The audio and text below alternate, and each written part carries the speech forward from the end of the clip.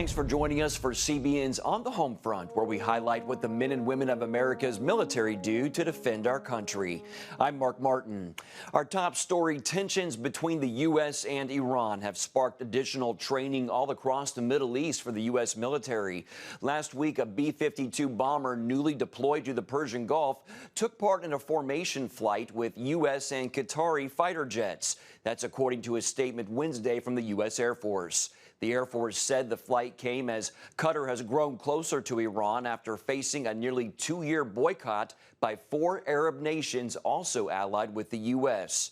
The White House earlier this month sent an aircraft carrier and B-52 bombers to the region over alleged threats from Iran. Since that development, Iran has announced it will back away from the 2015 nuclear deal with world powers, which President Trump pulled America out of a year ago. And earlier this month, soldiers stationed in Kuwait took to the skies with 2 high-mobility artillery rocket system launchers. They partnered with the Qatari Emiri Air Force in a joint live-fire exercise. Today is an artillery exercise with the Qatari Emirati Land Forces, and we're doing basically our initial exercise with them since there's not been an artillery exercise before. We got here and shot rockets in under 24 hours after arrival. It went pretty good. I think it shows our capabilities and how well we execute our job. We were able to land in another country and get up and be fully mission capable and shooting live rockets in under 24 hours with a whole nother nation set. I think that speaks a lot to our capabilities and being able to work with them pretty smoothly. Today went really well. So we got a chance to see how each other works. Getting with another country, getting to the same place at the same time, and shooting at the same time is not nearly as easy as it seems. We were able to execute a fire command with them and shooting coordination. So that is a really good first step. Confidence builder between us and them. That's the real success of the mission. U.S. soldiers are teaming up with military members from around the world to become stronger and smarter on the battlefield. Exercise Allied Spirit X includes over 5,000 participants from 15 nations. The multinational exercise series takes place in southeastern Germany and is designed to develop and enhance NATO and key partnership and readiness.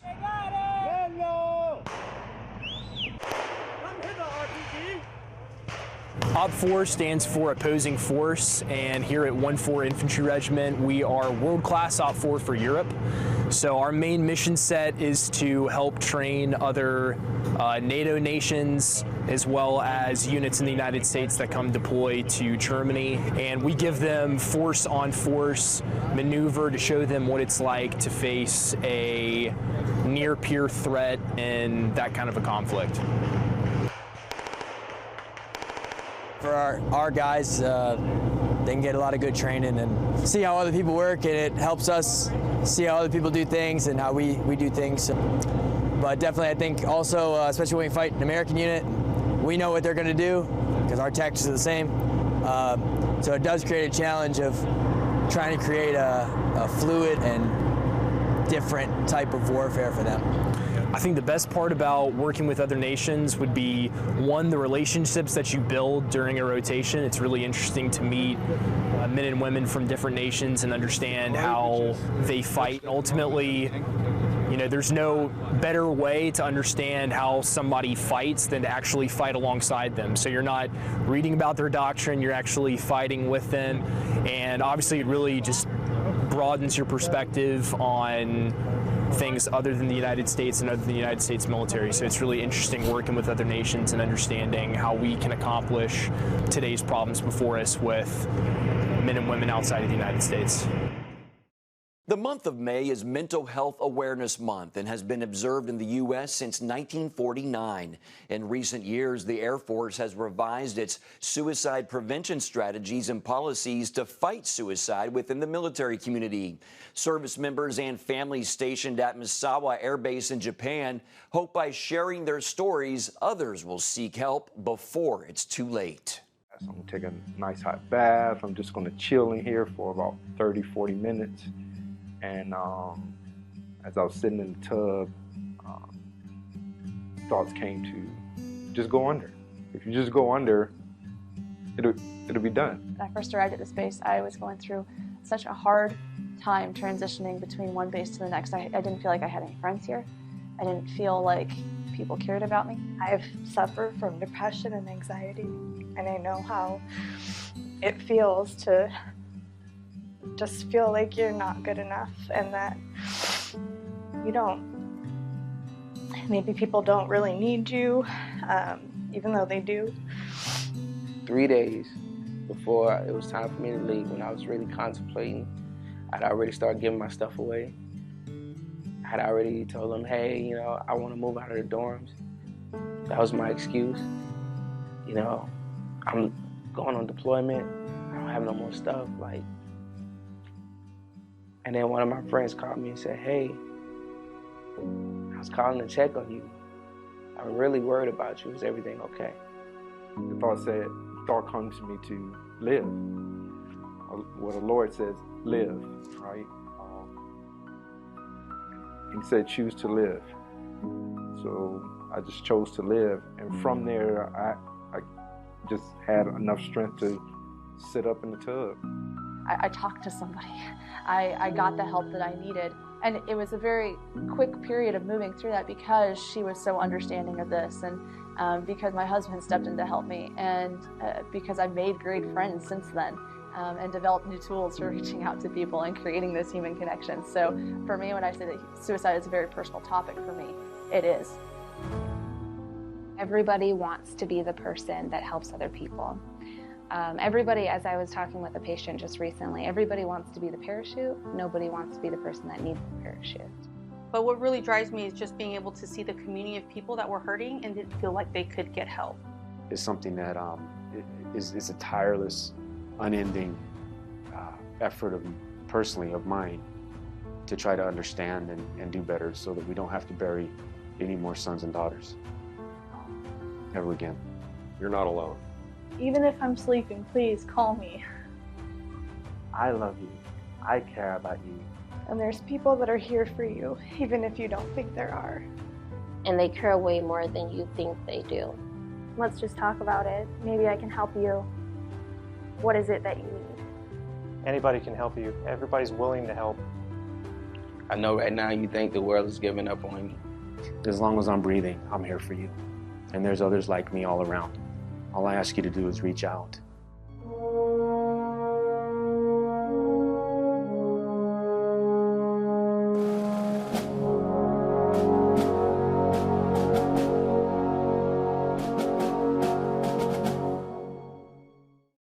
Coming up, how CBN is stepping in to help a military family in need. Welcome back. CBN honors the men and women in our military with an initiative called Helping the Homefront. It partners with churches across the country to meet the needs of their military families, from repairing homes to providing financial support to wiping out medical bills for wounded veterans. So when one Army veteran was discharged unexpectedly, leaving him out of work with no way to support his family, CBN's Helping the Homefront stepped in. Take a look. While the nation follows the Middle East conflict on network news, Army Master Sergeant Zavon has lived it. In his 18 years of military service, he's deployed 9 times to war zones, each tour lasting 6 to 12 months. It's an honor for me. It's an honor to do what I've done, and I'm very thankful for what it's done for my family and how it's changed my life, growing from a boy to a man. Zavon's biggest supporters are those he leaves behind, wife Ashley and his 5 kids. Thinking about what he does over there has helped me to realize how much we take for granted, and I feel completely secure with him. I feel equally impressed and proud of her for what she's done to support me through all that. It's humbling to hear her say she's proud of me when I know that I couldn't have done it without her. Zavon was planning on re-enlisting, but due to troop downsizing, the Army declined his request. He received an honorable discharge, but only had a few months to transition to civilian life and find a job. The couple trusted that God would see them through. Having faith that this is all God's plan and He'll take care of us is probably why we're not going as crazy as we would be. Just outside Fort Campbell, Kentucky, the couple attends a Christian military support group called Force Ministries. Force heard about helping the home front and asked CBN to get involved.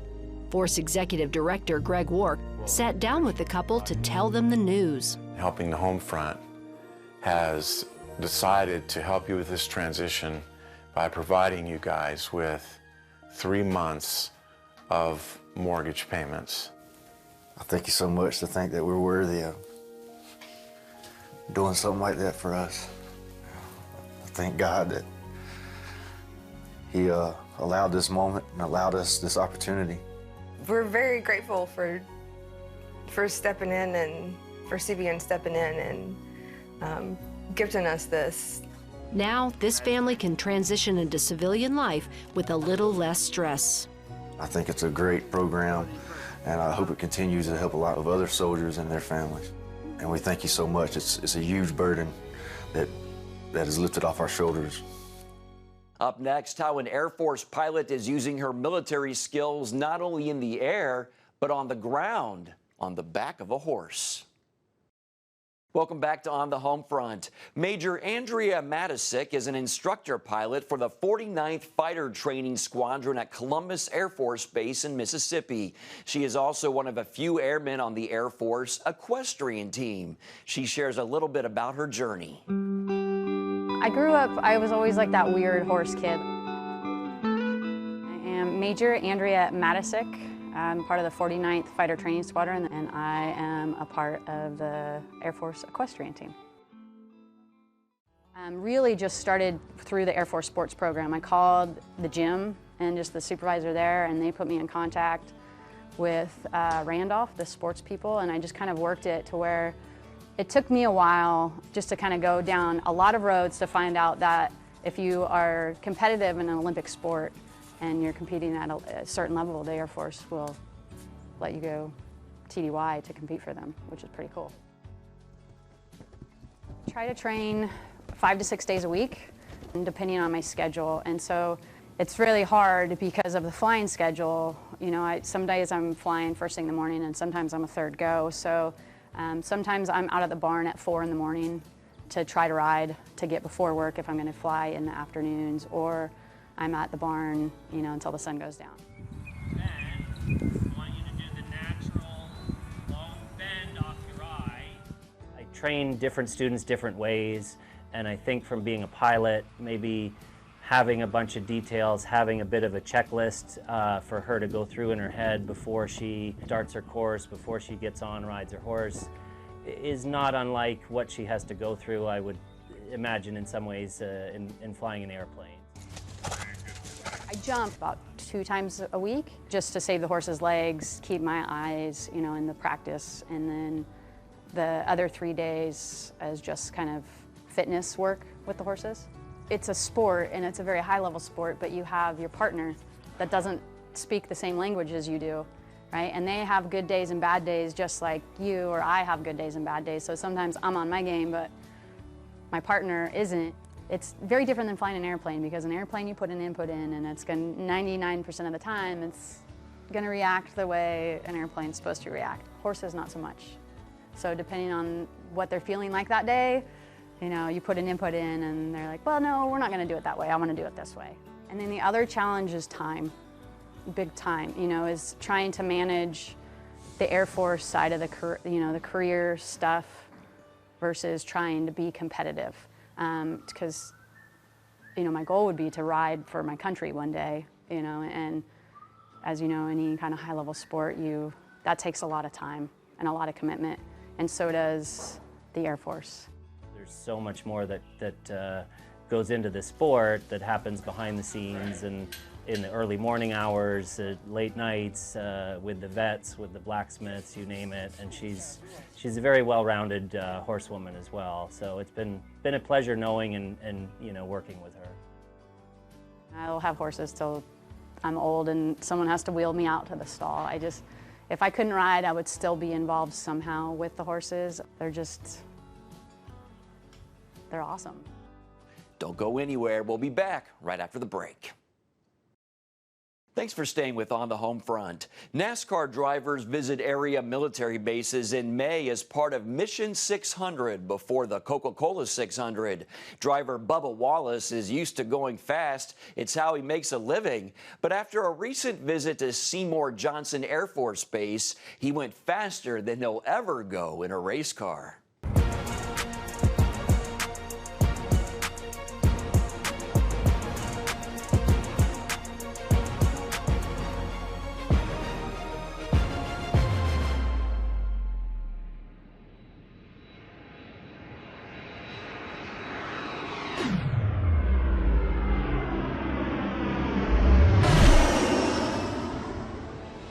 It was an awesome day. I definitely enjoy coming down here to Seymour Johnson and just being a part of the organization that we have. Being able to go up in the fighter jet, there's no cooler thing to do, and there's no greater feeling than being behind the pilot, flying us around and going. I don't know how fast we were going. How fast were we going? 500 miles per hour. So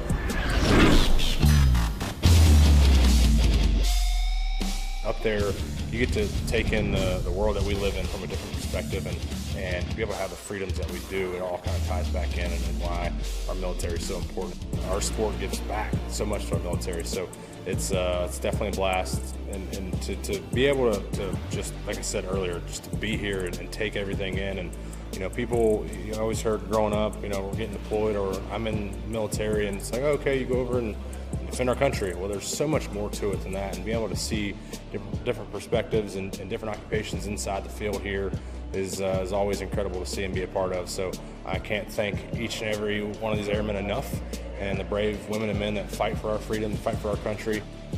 It shouldn't be one day out of the year or twice out of the year. It should be every day that we're always, you know, thanking them for everything they do for us to be allowed. How we doing? Good, how are you? Good, good. NASCAR fan? Just you fan. Awesome. I like it. NASCAR's Coca-Cola 600 is held annually on Memorial Day weekend and always honors the military. The track hosts more than 5,000 active military members, and each of the race's 40 cars will bear the name of a fallen service member on the windshield. Driver Denny Hamlin spent the days beforehand on the helm of USS San Jacinto during a visit to Naval Station Norfolk, Virginia.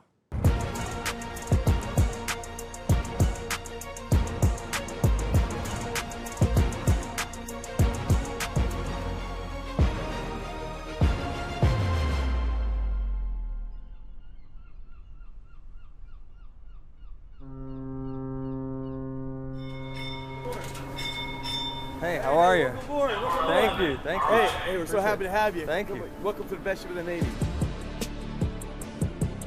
Slightly smaller than mine, but yeah, I got to come out here to Norfolk and see some of the great sailors out here protecting our country, which is amazing to see. Thank you. Thanks. Yeah, it's fun to come out here and kind of learn about what they do, because I mean, you know, short of whatever you see on TV, it's just nothing compared to come out here and seeing it firsthand. I mean, this is an ultimate, you know, display of teamwork. If there ever is one, just come on one of these ships. And so people know us having a fireproof racing suit on, but it's nothing compared to that firefighter suit. I mean, it's 35, 40 pounds. To think that some of these guys go into burning buildings or up and down this ship with all that gear on, it's pretty amazing. It just attests to the athletic ability that they really have. And so we can't thank everyone enough for what they do for our country, and we love having them out to the races. We really like to treat our military well and give them the full VIP treatment. So we encourage all the military, if they get a chance, to come out to a NASCAR race and find me, and I'd love to shake your hand. That's all for today, but you can find more of our exclusive news coverage at cbnnews.com. Hope you'll join us next time. Have a great day.